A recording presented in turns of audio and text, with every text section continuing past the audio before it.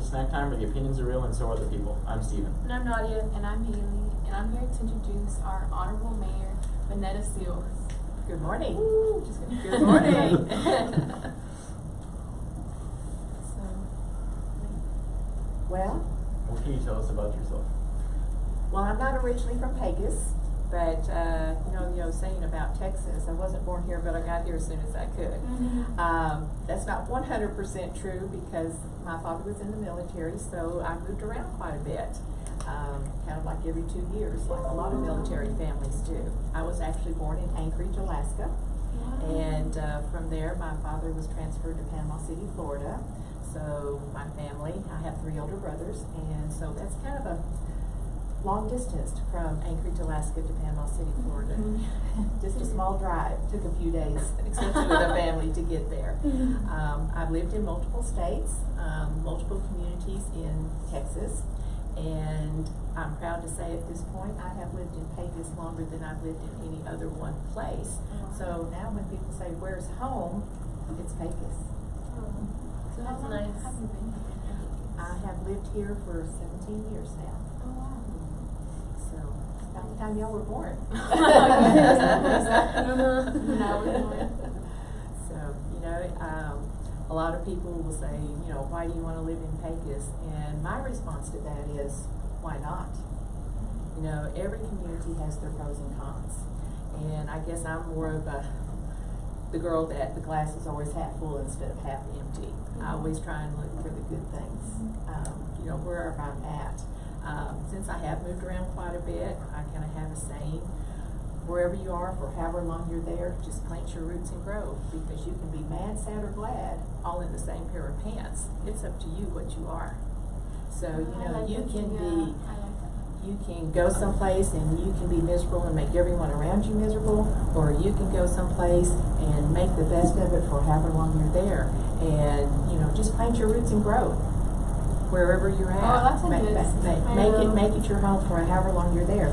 It may only be like in my situation, 2 years here, 2 years there, or now 17 years. But I've always tried to get involved in the community and just try and help out wherever you can. Whether it's one time, say, helping out with the rodeo, or every year at the rodeo, every night at the rodeo, or at the festival, or for the Lions Club, extravaganza. Wherever it is, just get involved and make the best of it. And, just try and help out wherever you can. You may go to the rodeo and maybe helping out there, maybe that's not really your thing. But there's always other things in the community. People will say, there's nothing to do in Pecos. Well, I seem to find plenty to do in Pecos. I say, just kind of follow me around, because I seem to find plenty of things to do right here in Pecos. So. I like that. I know, I like that. So how long have you been mayor? I have been mayor for 9 years now. I'm finishing up my 4th term, and I am running for a re-election for my 5th term. And so it'll just be up to the voters whether they want me to continue serving them or if they choose someone else. 9 years. That's a long. That is a That's long a long time. time, isn't it? And it's kind of different because my terms have been different. It started out, they were 2-year terms. And then 3 years ago when I ran, there was a proposition on the ballot to change the terms to 4 years. So technically I was elected for a 4-year term. However, to get the 4-year term staggered, my term has actually ended up being a 3-year term. So this will be my official 4th-year term to run for, and if I get elected to serve.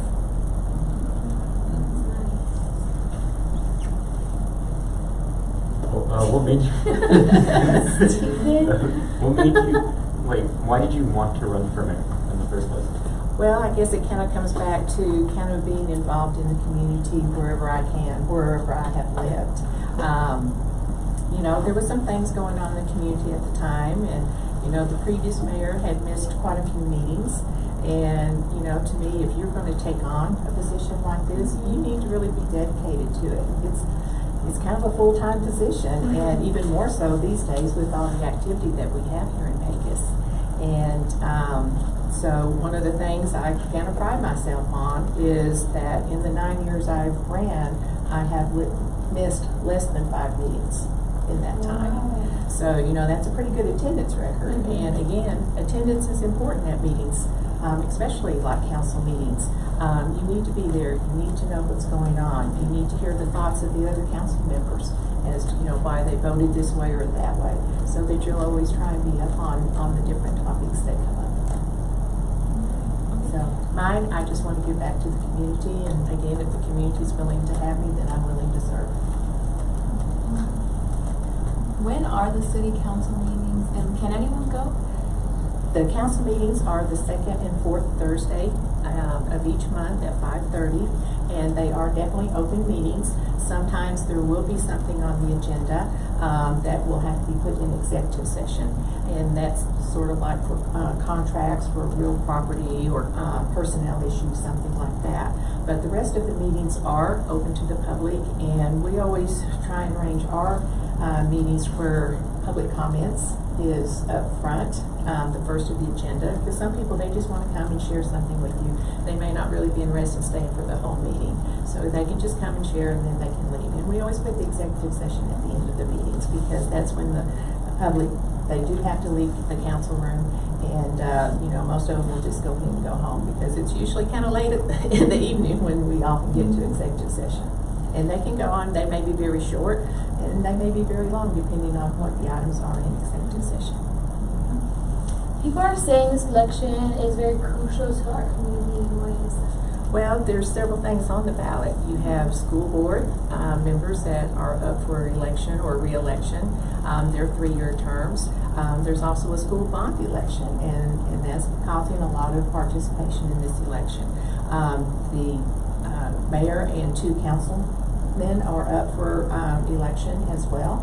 And then the city also has a proposition on there, actually 2 propositions. It's for the emergency services district, and one of those is for fire, and the other one is for ambulance services.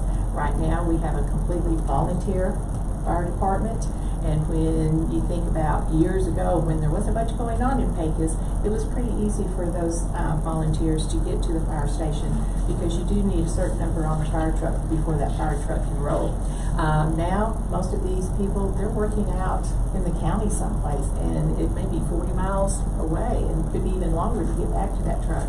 Someone's house on fire, you don't want them to wait 40 minutes or longer to be able to just get to the fire station and get that fire truck to the home where that house is on fire. So this is why we're wanting to have at least a partially paid fire service. Depending on what all happens, we may have to have a totally paid fire service. And there is also a hospital board election going on too, for a hospital board position. So lots of issues on this election.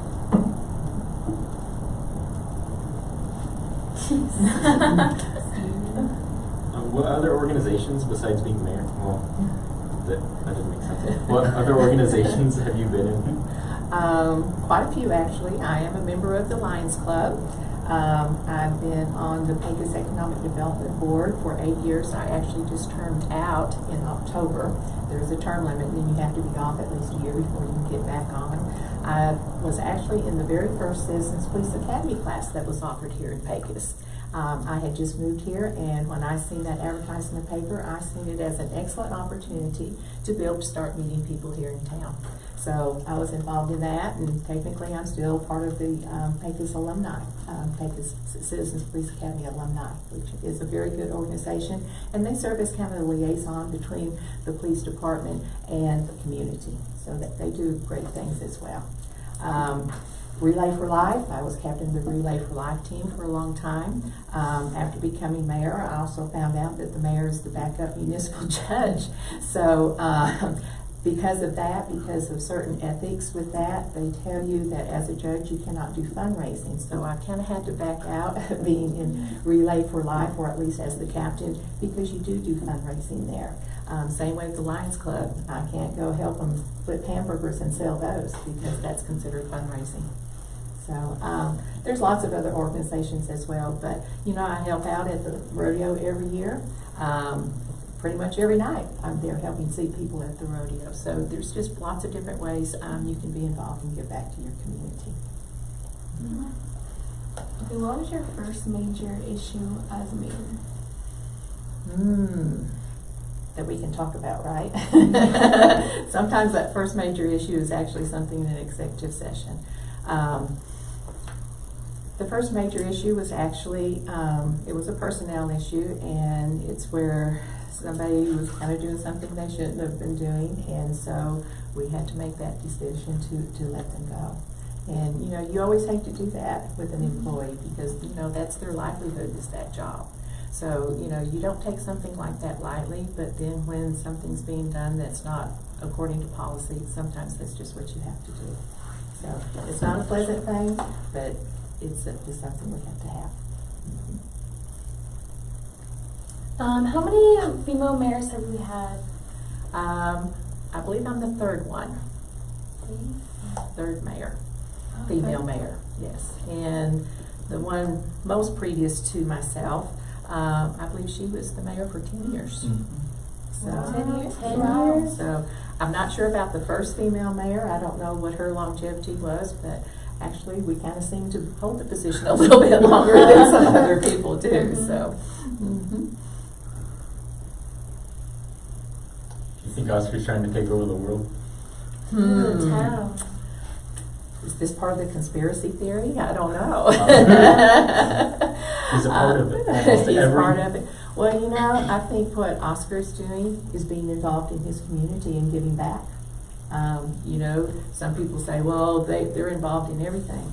Well, you know, there's room for everyone to be involved. The problem is, not everyone will step up. And, you know, a lot of people like to complain. They'll come with a complaint, but they never come with a solution, and they don't want to be a part of the solution. All they want to do is complain. So, you know, when anyone is willing to step up, put themselves out there, I applaud them. You know, it's not easy sometimes, you know, when you're sitting up there, they think it'd be great to sit up there on council. Well, just remember, there's a lot of people out there looking at you, and some of them, those eyes aren't very friendly at you. They're kind of like little daggers. And so it takes a lot sometimes to sit up there. But, you know, when you take on a position like this, regardless what's on the agenda, whether it's controversial or not, you need to be there and be a part of it because that's what you signed on for. That's why the voters voted you in. So that's why it's important. Wow, Oscar, you're involved. You're a big help. Involved in trying to take over the world. What are your current job duties in your present career? Well, I am a full-time employee for the Reeves County Hospital District. There, I'm the Director of Public Relations and Marketing, Community Development, physician and mid-level recruitment, which is nurse practitioners and physician assistants. I also do most of the grant writing for the hospital.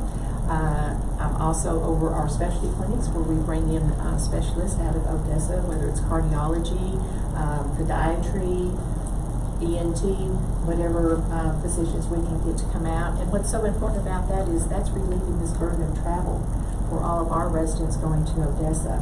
You know, some of those follow-up visits are just 5 or 10 minutes.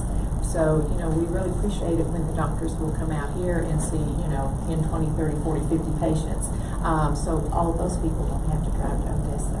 But I'm also over housekeeping and laundry, and I'm also the patient representative, which is kind of like the complaint department. But you know, sometimes people, when they come to talk to you, they're actually there to give you a compliment as well. You know, that the nursing department did great, you know, how everybody was so attentive, and they just really appreciated that. So, you know, and on the physician recruiting side, it's great, you know, when people come in for a site visit. I give them a complete community tour. If they have children in the school system, I call the principals and ask if they give a tour for them so that they can see what the campuses are like. How has your present career helped you with being mayor?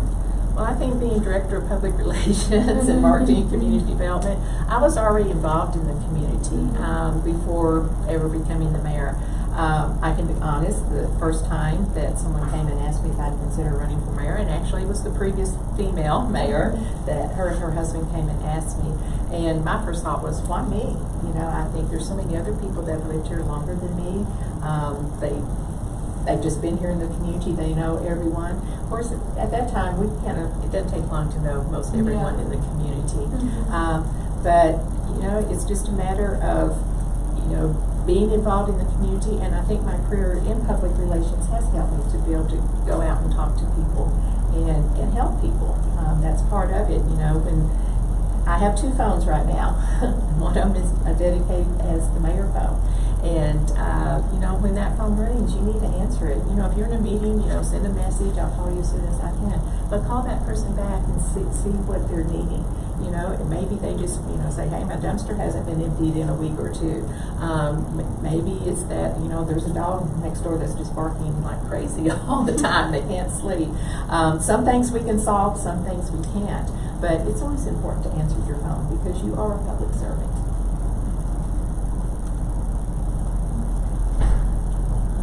What challenges does the city currently face? Some of the biggest challenges right now, and it's kind of the same challenges we've had for a very long time, is infrastructure. Keeping up with the water, sewer, and our streets. We're still playing catch up from 40 years ago from aging infrastructure. It's very expensive to take on roads and infrastructure. So we're dealing with still trying to replace what needs to be replaced from the past 40 years, but also what needs to be handled right now and what is coming at us in the future that they're telling us. What do you think is Pecos' biggest asset? The people. The people. You know, I think I can attest to this as not being from Pecos originally. I've always felt like Pecos is a very welcoming community. If you're willing to be a part of them, they're willing to have you be a part of them.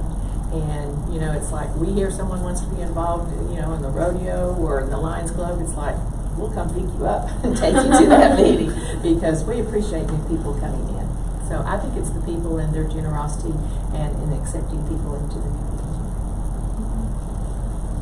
How do you feel about the West Pecos development? Well, it's certainly a big development that we're looking at. But, you know, people say, well, why to the west? Well, I think it's actually going to happen in all directions.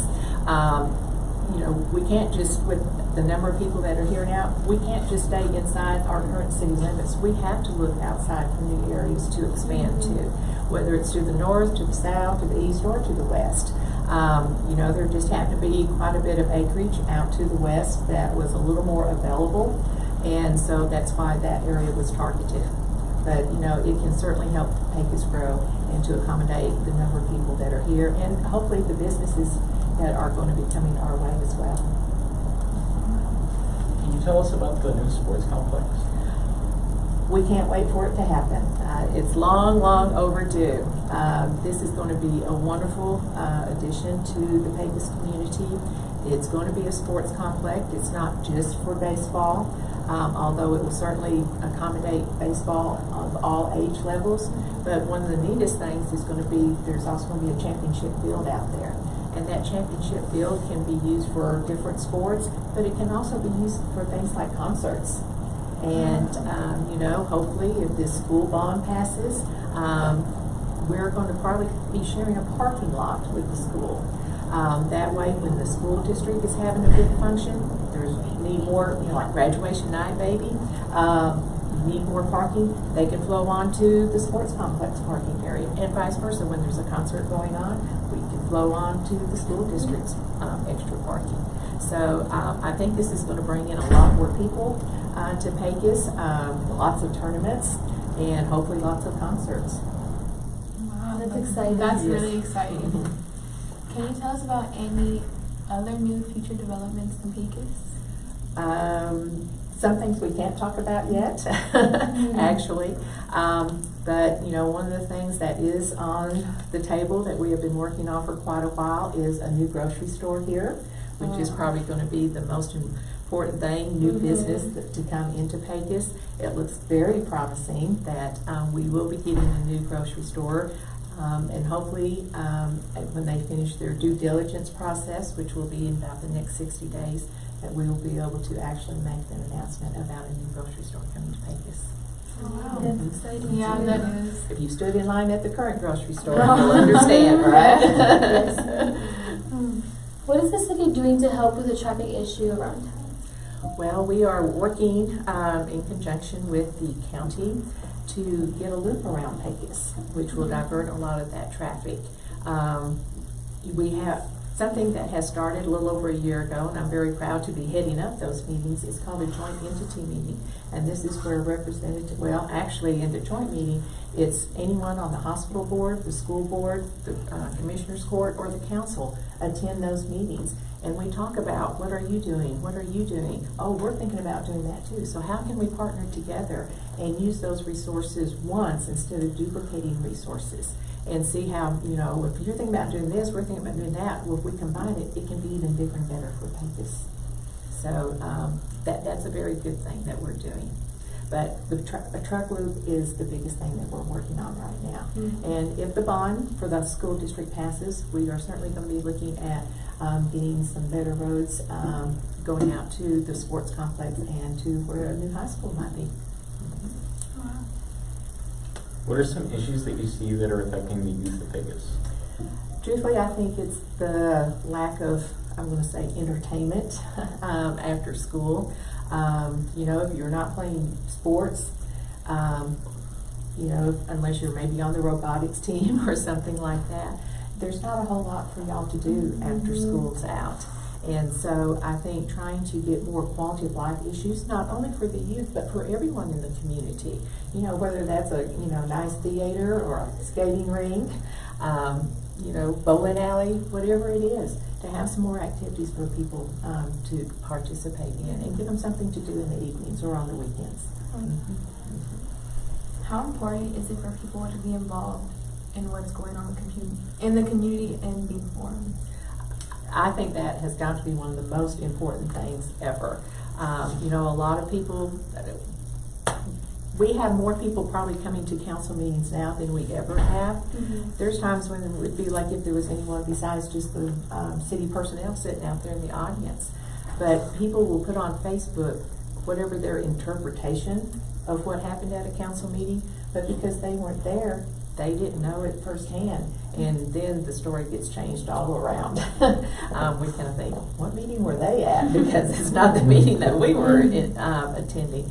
But, you know, whether it's a council meeting or, you know, a commissioner's court, school board meeting, whatever it is, get the information firsthand, and you only do that by being informed. And, you know, don't talk to this person over here that doesn't know anything about what's going on about, well, what happened? Go and talk to the people that are directly involved and get the information firsthand. Because that's when things really get construed lots of times, is because you're just talking to your friend and neither one of you really knows what's going on because you didn't go and get informed firsthand. Mm-hmm. What have been some challenging times being mayor? Well, you know, there's good things that always happen as being the mayor. But some challenging times, one of them was when we had the Pecos River flood here. I ended up spending pretty much a whole week down at City Hall while we were dealing with that. We had virtually every state agency in the state here in Pecos. I remember walking out the back door after having a meeting, and Texas Task Force 1 and 2 were actually standing outside the door, and they said, we're here, and I could see on their t-shirt who they were, and I said, well, glad you're here, didn't know you were coming, but glad you're here. And they said, well, where do you want us to button down? And I said, I have no idea, but I'll try and find a place for you. But, you know, that was a very trying time for us, but that also gave me an opportunity as the mayor. It's one of the really highlights is I got to go up in a Black Hawk helicopter. And, you know, my husband, my son, they're both former military. And I said, y'all ever gone up in a Black Hawk? And they said, no, why? And I said, I got to. You know, it was pretty cool. And I actually got to go up twice.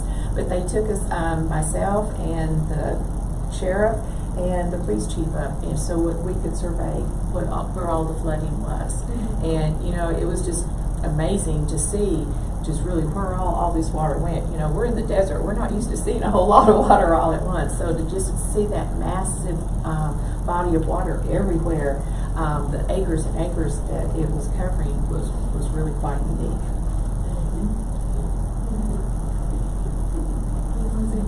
What advice would you give for someone who's running for public office? Do it for the right reasons. And by that I mean, don't go into it with an agenda, you know, especially, well, how can this help me? That's not what you're there for. You're there to serve the community. And, you know, do it if you have the time to do it, or you're willing to commit the time to it. Because if you're not going to be there for the meetings, then how are you really representing your constituents? You know, you've got to be there. And so I'd say make sure you have the time to do it for the right reasons, and also maybe be willing to answer your phone when it rings. What words of advice do you have for high school students? First of all, enjoy your high school years. You'll never get to repeat them. You know, take it seriously and learn what you can, but at the same time, enjoy it. Because again, it's not ever going to come around again. You know, most of the time you think you can't wait to get out of here, but then after you get away, then you kind of start missing some of the daily routine that you're used to having all of these years. But make the most of it, you know, whether it's on a personal level, whether it's on an academic level, whether it's on, you know, your involvement in your high school. I think that's very important, because a lot of that transfers with you, and maybe on the transcript, maybe just as you go on to the next phase of your life, whether it's going on to college, whether it's going on to a job, whatever it is, all those things are going to follow you. I'm very proud to say my son was president of his student board affairs at his high school. And, you know, he was very involved in high school doing community service. He was in ROTC, and he ended up going to a military academy. And you have to check a lot of boxes when you're filling out those military applications. So, you know, be involved, because you don't always know what an employer may be looking for on that application. You know, a lot of them they're looking for that community service. They're looking, you know, at the grades. They're looking, what else did you do? Are you only an academic, or are you a well-rounded individual? So make the most of it. Do you have any final thoughts? As a mayor, as a citizen, or for y'all? For us. Well, again, I just think make the most of it. You know, be proud of what you do. You know, sometimes we do things that we're not necessarily proud of. So remember, people are watching what you do. And maybe the best final thought I can give you is think before you post on Facebook. Because employers are looking on Facebook now too before they hire you. And if you're just putting things out there that, you know, today you may not think is a big issue, it can be a very big issue for you later. So think before you post on Facebook. Just because you think it doesn't mean you have to post it. Okay? Thank you. Thank y'all. It was a pleasure meeting each of you. Good luck. Thank you. That's it for snack Yeah, time. that's it for snack time.